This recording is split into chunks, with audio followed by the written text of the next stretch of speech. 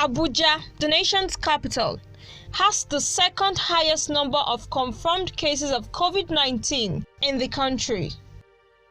But despite the increasing cases of the virus, there are some Nigerians who do not believe it is real.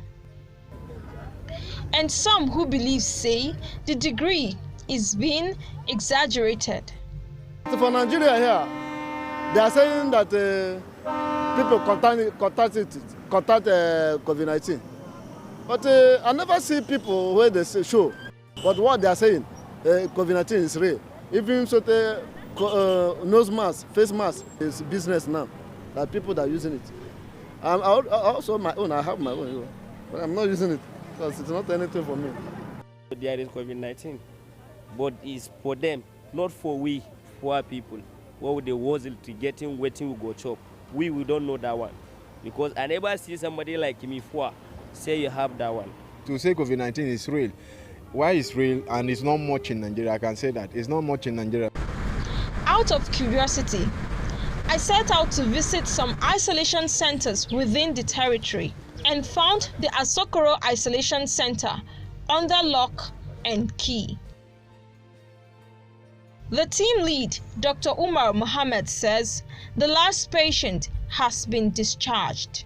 Another isolation center visited is the Idu Isolation Center with a 500-bed capacity, but which has about 41 patients on admission as of 25th of August 2020. We are now at Idu Isolation Center, where anyone who tests positive for COVID-19 is brought here for treatment. We are being led in by the treatment lead, Dr. Rotimi Oluwashiji, who says the patients here are either asymptomatic or showing mild symptoms. Many of the patients are young, with only a few elderly. This 32-year-old lady voluntarily went for testing after losing her sense of taste and smell.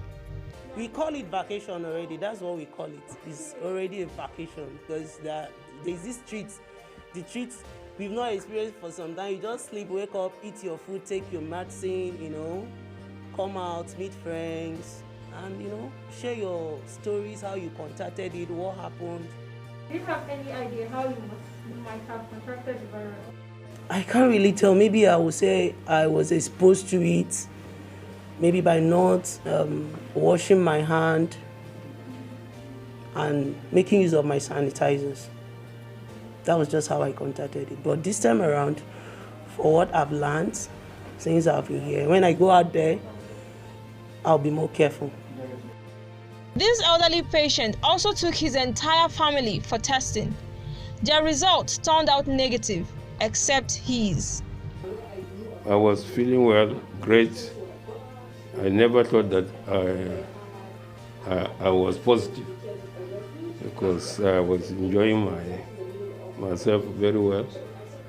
But when the result came, and it took time, 2 weeks, that is another thing that I want the government to really come into. For this young lady, she believes she contracted the virus due to the lack of adherence to the COVID-19 preventive measures. Well, the people here, they are wonderful.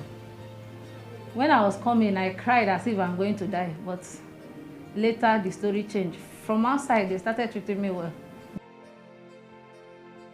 Although the entire tour around the center took less than an hour, but I was already uncomfortable in the protective gear. This is what the workers on the front lines have to contend with for their 8-hour shifts. But Dr. Rotimi, who has been at the center for about 4 months now, likened the experience to soldiers defending their country, a responsibility to uphold with pride, regardless of the challenges. Sometimes you are inside it, you are feeling hot. Sometimes it can be heavy, especially when you now use this univalve face mask. It gives you some breathing difficulty. Sometimes you are tired easily. However, I will also say it is not easy, but it's part of our work. What do we do? We are in the task to save our patients. We are in the task to defend our country. Many of the frontline workers have been away from their families for about 3 months, rendering their best services to their patients. It is only expected that the authorities ensure they are being compensated appropriately. The head of the isolation unit, Dr. Kasim Zakari, says patients with critical condition are referred to tertiary institutions. It might be difficult for people out there in the society to accept this fact, but people that were in admission can attest to this. And if you are opportune to see a typical case, gasping for air or is being placed on oxygen, then you'll come to realize how bad the situation can be. He advised Nigerians to continue to adhere to the COVID-19 protocols to avoid contracting and spreading the disease.